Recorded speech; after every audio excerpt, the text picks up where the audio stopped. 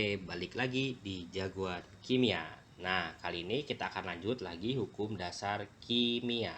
Nah, hukum dasar kimia yang video yang kedua ya. Dimana video yang pertama itu sudah kita bahas tentang Lavoisier dan juga Prost. Jadi bagi kalian yang belum nonton, yang pertama silahkan nonton dulu biar makin lengkap tentang hukum dasar kimia.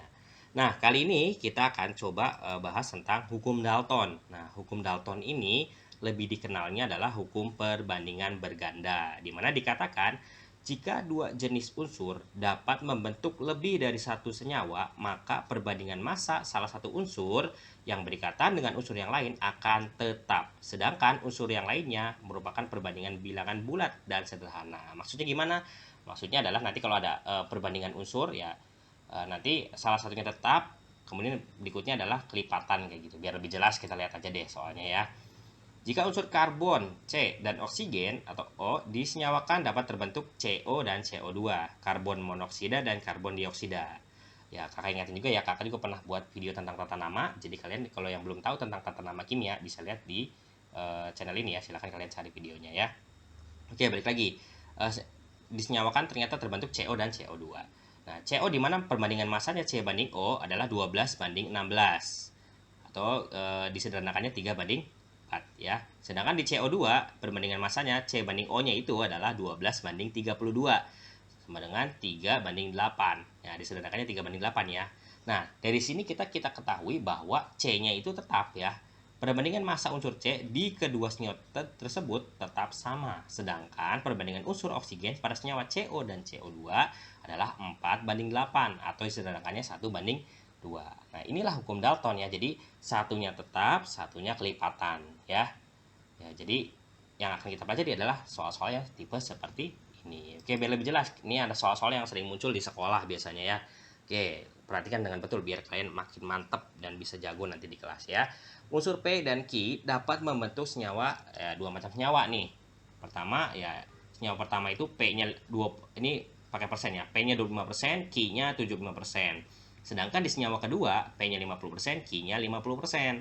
Nah, jika massa P dibuat tetap, tentukan perbandingan massa Q dalam senyawa 1 dan 2. Nah, udah jelas berarti ini tuh soal tentang Dalton, karena satunya tetap gitu ya. Nah, jadi maksudnya gimana nih P-nya dibuat tetap? Berarti kita cari ya, biar P-nya tetap, cari angka pengali supaya sama.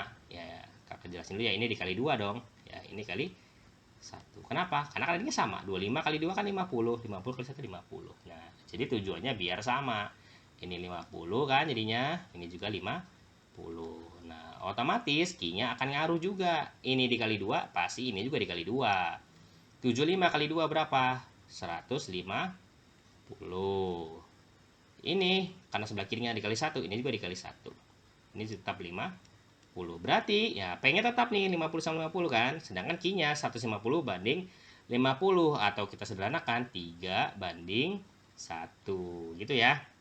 Jadi nanti akan soal-soalnya akan seperti ini modelnya. Jadi Pak, mantap banget nih kalau kalian udah bisa ya. Jadi jago nanti di kelas ya. Oke, penyelesaiannya biar lebih jelas lagi nih kakak yang buat lebih rapi lagi. Dimana tadi kenapa ini dikali 2 nih si P-nya dan yang ininya dikali 1, karena tadi tujuannya supaya P-nya tetap gitu ya. Kemudian otomatis akan berpengaruh kepada sebelahnya. Nah, sehingga disimpulkan perbandingan Q-nya atau Q-nya itu adalah di senyawa 1 dan 2 adalah 150 banding 50 atau 3 banding 1. Nah, biar lebih jelas kita coba sekali satu soal lagi ya. Unsur belerang dan unsur oksigen dapat membentuk dua macam senyawa. Persentase untuk penyusun senyawa disajikan dalam tabel berikut ini. Nah, ceritanya S di senyawa 1 itu 50 banding 50 sama O-nya. Sedangkan kalau senyawa 2-nya 40 banding 60. Perbandingan unsur oksigen dalam senyawa tersebut jika dianggap si belerang itu tetap. Waduh, gampang. Berarti si belerangnya suruh dibuat tetap. Jadi kita cari pengalinya ya. Kali berapa nih? 50 sama 40 biar hasilnya sama. Ya tinggal dikali silang aja kan ya. Ininya dikali 4, ininya dikali 5 kan? Nanti hasilnya akan sama. Ini berapa nih dikali 4?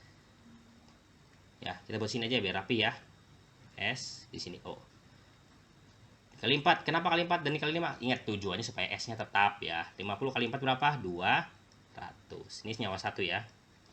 Ini senyawa 2-nya. Nah, 40 kali 5 200. 100. Otomatis ngaruh ke sebelahnya. Ini dikali 4 juga, ini dikali 5 juga. Ya, 50 kali 4 berapa? O-nya di sini berarti 200. 60 kali 5 berapa? 300. Nah, karena pertanyaannya O, berapa perbandingan O di senyawa 1 dan 2? Ya, kita bisa dapat perbandingannya adalah 200 banding 300 atau disederhanakan 2 banding 3 gitu ya. Jawabannya adalah 2 banding 3 yang ini. Oke, jelas banget kan? Gampang ya tentang Dalton ini ya. Jadi rugi banget kalau kalian nggak bisa ya. Biar lebih mantap, silahkan kalian coba soal yang sudah kakak sediakan di sini. Nah, nanti kalau ini kalian coba, nanti kalian komen di bawah atau nanti kalian catat juga biar mantap ya. Oke, sampai sini dulu bahasan kita tentang hukum Dalton. Mudah-mudahan video ini ada manfaatnya. Nah, bagi kalian yang mau lebih mantap lagi belajar kimia, silahkan nanti cari-cari video di Jagoan Kimia ini ya.